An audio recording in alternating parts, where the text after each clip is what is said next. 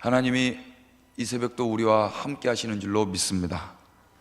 하나님의 은혜와 진리가 충만하시기를 축복합니다. 오늘 소위 성탄 이브입니다. 크리스마스 이브. 정신없이 살다 보니까 크리스마스 이브인지도 모르겠더라고요. 우리 서로 한번 인사하시겠습니다. 메리 크리스마스. 네, 제가 어디 밥 먹으러 갔다가요, 메리 크리스마스 그랬거든요. 그랬더니 그분이 눈이 동그래지더니 계산을 하려고 이제 생각을 하고 계셨는데 메리 크리스마스 그러니까 그분이 눈이 동그래지더니 뭐라고 그러냐면 선물 그러시더라고요. 선물. 처음 보는 저한테. 그래서 제가 예수 그리스도 그랬어요. 그래서 이분 얼굴 표정이 아주 서운해 하시더라고요. 메리 크리스마스 뜻이 뭔지를 모르는 거죠. 왜 기뻐하고 왜 서로 선물을 주고받는지를 모르는 거예요. 예수님이 우리에게 선물이 되어주시지 않으셨다면 이 땅에서 선물은 의미가 없다고 해도 과언이 아닙니다. 예수 그리스도가 가장 귀한 선물 되시기를 축복합니다. 여기에 우리가 아멘 했다면 우리는 오늘 세상에 나가서 그 예수님을 선물로 전해야 될 것입니다. 이거 돈 안 듭니다. 이 선물은 돈 주고 살 수 없는 선물입니다. 하나님께서 은혜로 주신 선물, 또 은혜로 증거하는 하루 되시기를 축복합니다. 전하는 자가 있어야 듣는 자가 있고요, 듣는 자가 있어야 믿는 자가 있습니다. 전하는 자로 사시는 게 복된 줄로 믿으시죠? 오늘 그러면 우리에게 삶이 있고 건강이 있고 말할 수 있는 입이 있고 우리에게 이 모든 것들을 증거할 수 있는 능력이 있다면 우리는 또 증거해야 될 것입니다. 그래서 누군가에게 듣게 하고 그 들었던 자가 그 그리스도의 말씀으로 인하여서 믿게 되는 역사 마음껏 누리시기를 축복합니다. 오늘 말씀 보니까요, 목자들이 그 역할을 감당했어요. 오늘 읽었던 이 본문 말씀을 통해서 크게 두 가지 선포할 예정입니다. 첫 번째는 예수 그리스도 그 성탄의 메시지가 무엇인가를 우리가 보면서 성경이 그것을 표적이라고 말씀하시는데 이 표적을 통해서 예수님이 이 땅에 오신 목적, 예수님의 삶에 대해서 선포할 것이고, 두 번째는 이 메시지를 증거했던 그 목자들의 삶을 통해서 오늘 이 시대에 또 그 성탄의 메시지, 복음의 메시지를 증거해야 하는 이 땅의 메신저들의 삶에 대해서 선포할 예정입니다. 이 말씀을 통해서 부디 우리 주님만 영광을 받으시고 하나님의 마음이 풀어지는 시간 되었으면 좋겠습니다.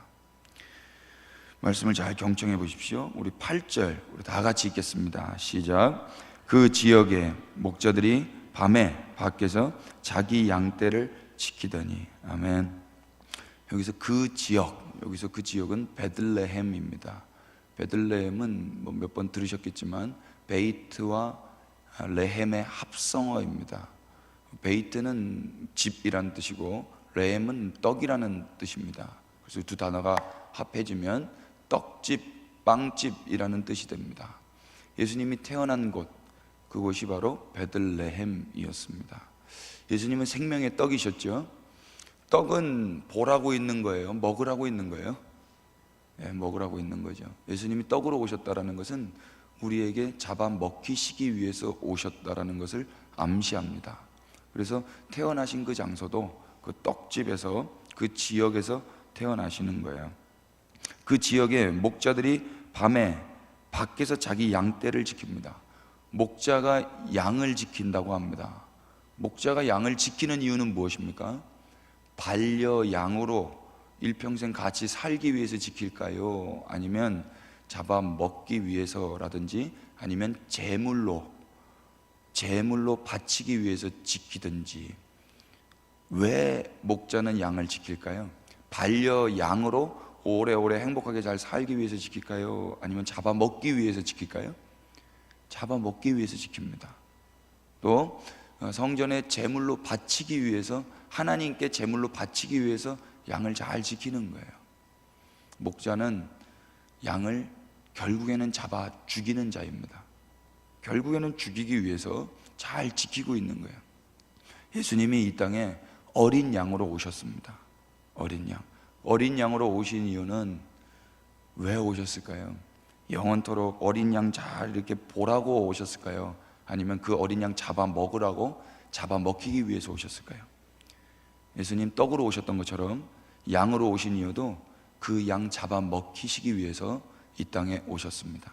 마치 유대인들이 출애굽을 할 때 그 양을 잡아 먹고 그 양 고기를 통해서 이제 애국 군대를 추격해오는 애국 군대를 도망가는데 에너지로 쓰기 위해서 양을 먹었던 것처럼, 오늘도 이 세상 세파 가운데서 그 어린 양의 말씀을 먹고 그 예수 그리스도의 살을 먹고 오늘을 잘 살아나기 위해서 예수님이 오늘도 먹히시기 위해서 우리 가운데 거하신단 말입니다.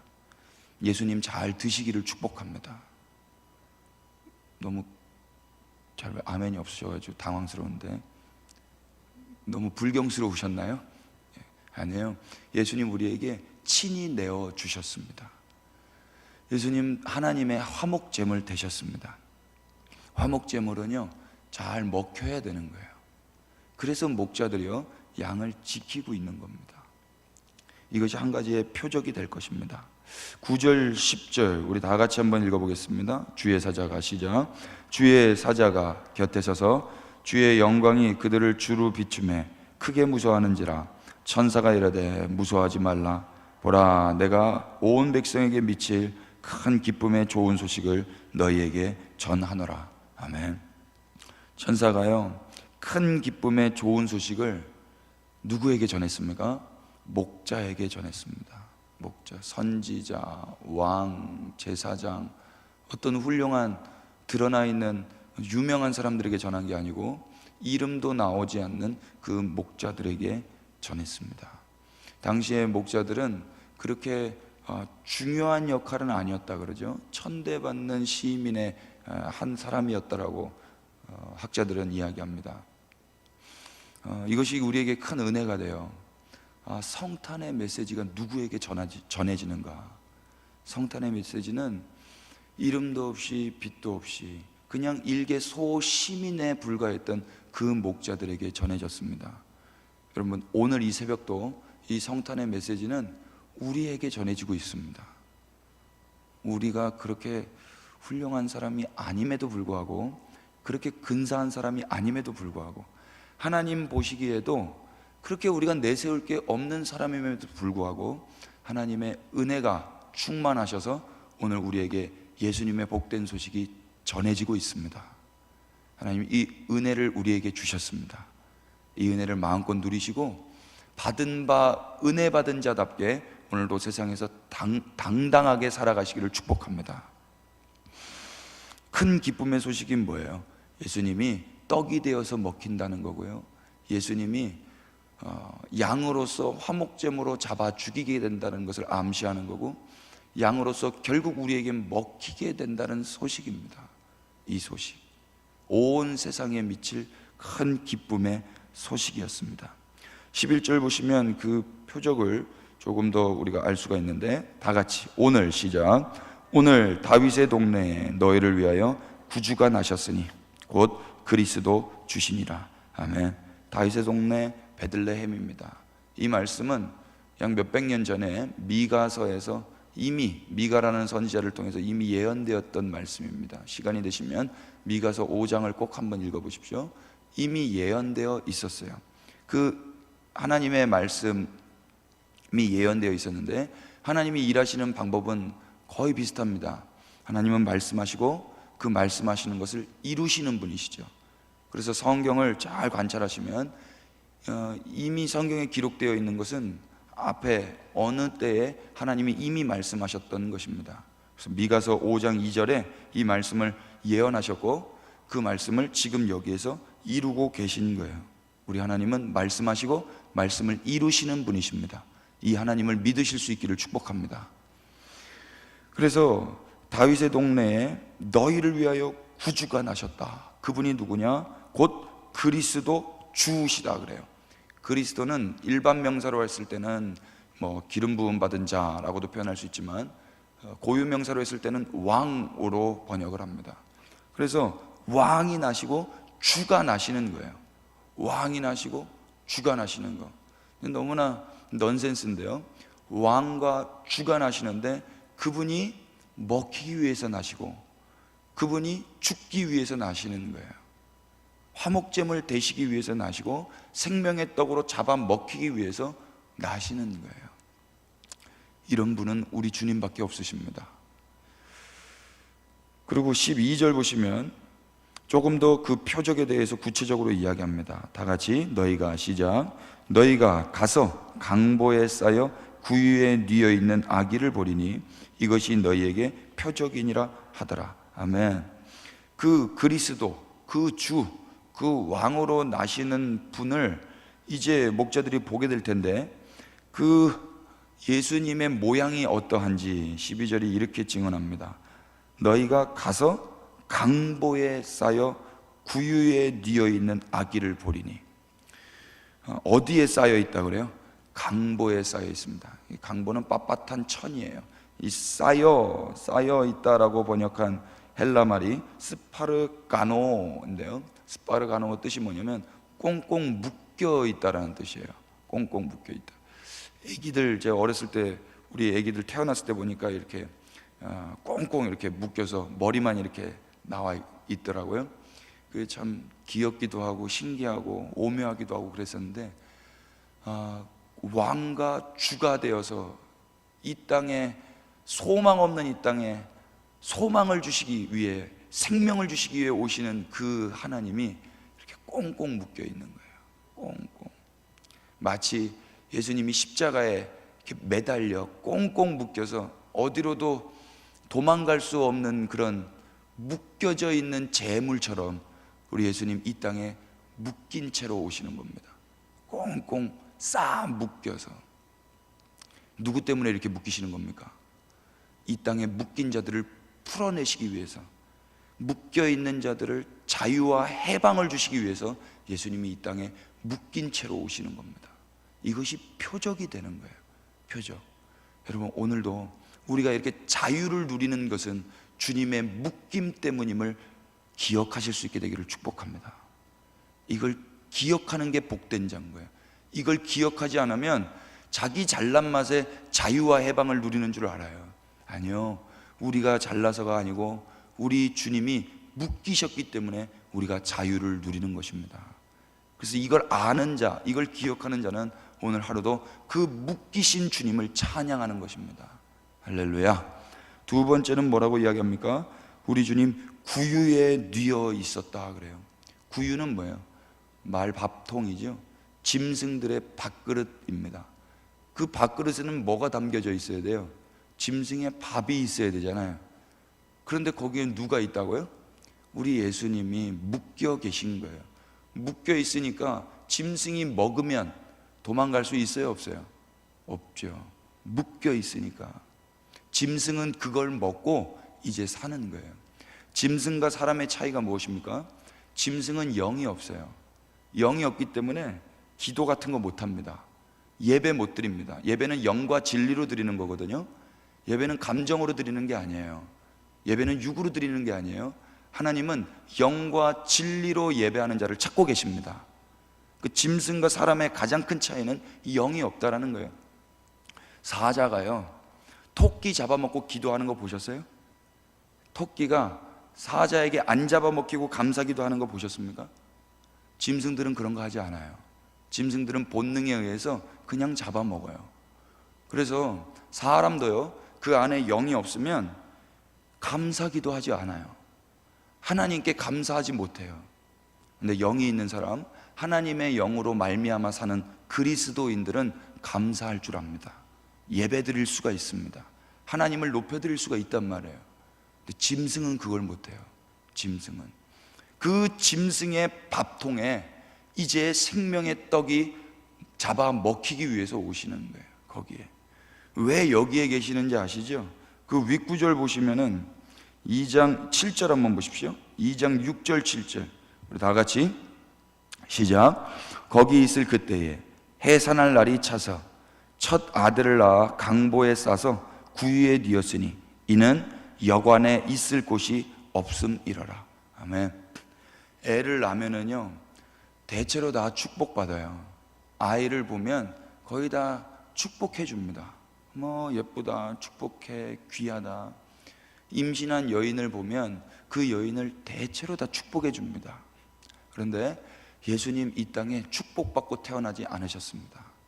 온 인류의 선물로 오셨음에도 불구하고 우리 주님은 축복받지 못하셨어요. 처음부터 저주와 거절을 통해서 이 땅에 오셨습니다.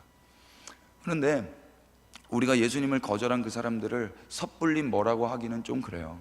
왜냐하면 그들도 다 각자의 사정이 있었어요. 여간에 자기도 돈 내고 들어와서 잠자고 있었잖아요.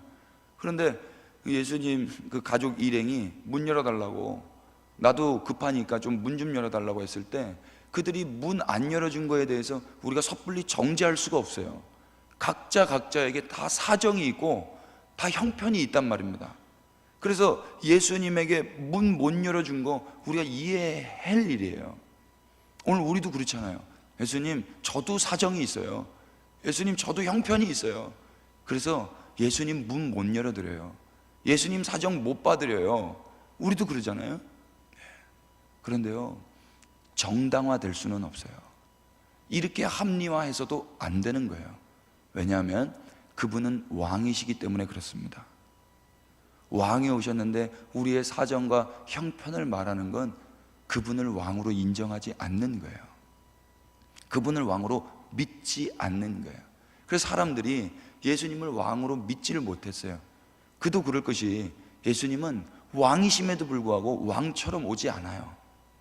왕이 왕처럼 왔으면 우리가 웰컴할 텐데, 그 앞에 겸손하게 문을 열어주고 여기로 오십시오 라고 환영할 텐데, 우리 예수님 왕으로 오지 않는단 말입니다. 그래서 표면적인 눈밖에 없는 사람은, 이 육신의 눈밖에 없는 사람은 예수님을 절대 왕으로 영접할 수가 없어요. 그래서 주님을 영접하는 건 혈통으로나 육정으로나 우리의 정욕으로 되는 게 아니에요. 하나님의 은혜가 임해야 그 은혜에 의해서만 주님을 영접할 수 있는 것입니다. 우리가 지금 주님을 영접했다면 이것은 우리의 판단, 우리의 의지, 우리의 결정으로 영접한 게 아닌 것입니다. 전적인 하나님의 은혜, 주님이 눈을 열어주셔서 주님을 영접하게 하셨습니다. 그래서 우리는 구원을 은혜로 받는다고 이야기를 하는 거예요. 예수님은 그렇게 왕처럼 오지 않으셨기 때문에 사람들이 다 문 안 열어줬어요. 그래서 여관에서 애도 못 낳고 예수님은 짐승의 말 밥통에 태어나시는 겁니다. 그래서 짐승 같은 우리가, 영이 없는 그 죽은 우리가, 죽은 인간들이, 그 짐승들이 그 밥을 먹고 예수 그리스도를 생명의 떡으로 먹고 예수 그리스도를 하나님이 보내시는 화목 제물, 어린 양 살코기를 뜯어 먹고 다시 사는 거예요.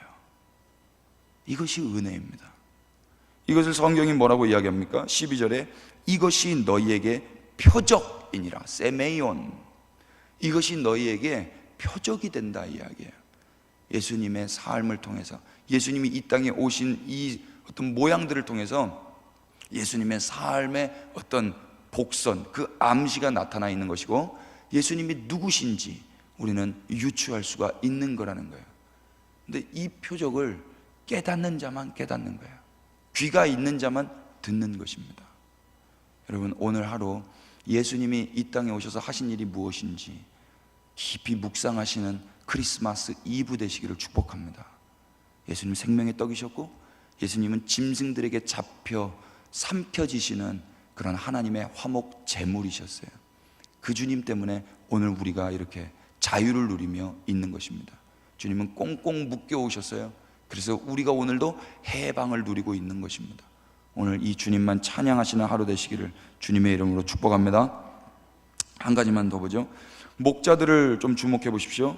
목자들은 어떤 사람들이었습니까? 목자들은 첫 번째, 밤에 밖에서 자기 양떼를 지키는 자들이었습니다. 여러분, 오늘도 하나님 우리에게 복음을 증거해야 될 사명을 주신 줄로 믿습니다. 여러분, 밤낮 쉬지 않고 그 양 대신 예수님 지키시기를 축복합니다. 또 예수님의 형상으로 지음받은 그 한 사람 한 사람 지켜내실 수 있게 되기를 축복합니다. 복음으로 지키고 성령 안에서 지키는 거예요. 우리의 능력으로는 못 지킵니다. 밤에는 잃어버릴 가능성이 많아요.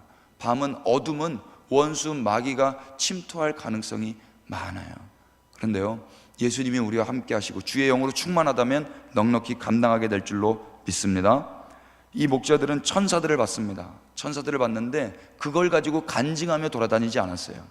천사 봤다고 그것 자랑하지 않았습니다. 천사 본 걸 가지고 자기의 어떤 신앙의 어떠함을 드러내려고 하지 않았어요.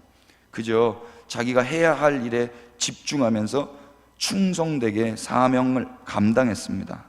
그리고 어떻게 합니까? 결국에 모든 영광을 하나님께 돌리고 돌아가요. 20절 보십시오. 다 같이 목자들은, 시작. 목자들은 자기들에게 이르던 바와 같이 듣고 본 그 모든 것으로 인하여 하나님께 영광을 돌리고 찬송하며 돌아가니라. 아멘. 여러분, 오늘 우리가 예수님을 증거해야 할 목자의 사명이 있다면 우리는 어떻게 살아야 되겠습니까? 우리는 하나님이 보여주시는 거, 하나님이 가르쳐 주신 거, 깨닫게 해주신 거, 하나님이 은혜 주신 것 가지고 자랑할 게 없습니다. 우리의 자랑은 오직 예수 그리스도 한 분 되어야 될 줄로 믿으시면 아멘 하십시다. 아멘. 그거예요. 나 천사 봤어, 나 이런 체험했어, 그러니까 까불지 마라, 이런 거 안 된단 말이에요. 은근히 이런 거 있어요. 나 이런 거 경험한 사람이야, 이런 거 없어요. 목자는 이런 거 자랑하지 않았습니다. 목자는 그 듣고 본 바를 잘 전달하고 하나님께 영광 돌리고 퇴장해 버립니다. 그리고 목자를 만나지를 못해요. 이름도 없이 빛도 없이 사라져 버리는 거예요. 누구만 남습니까? 예수 그리스도만 남는 거예요. 여러분, 복음 증거하고 예수님만 남기시는 게 진짜 복된 삶임을 믿으시죠? 예, 근데 이게 잘 안 되는 거예요. 내가 남고 싶은 거예요. 내가 드러나고 싶은 거예요. 그래서 기도하는 거예요. 하나님, 오늘도 예수님으로 인하여 사는 이 빚진 자의 삶 잘 감당하게 하여 주십시오. 나 드러나지 않게 하시고 예수님만 오롯하게 드러나게 하여 주시옵소서. 이 자아를 또 십자가 안에 묶어주시고 자기를 부인하고 예수님만 졸졸 따라가게 하여 주시옵소서. 그렇게 기도하면서 오늘 크리스마스 이브 날 주님만 영광 받으시고 주님만 드러나시고 주님만 찬송 받으시는 그런 하루 됐으면 좋겠습니다. 그렇게 되시기를 주님의 이름으로 축복합니다. 기도합니다. 하나님, 감사합니다. 주님이 이 땅에 오신 그 모양들을 통해서 표적을 보았습니다.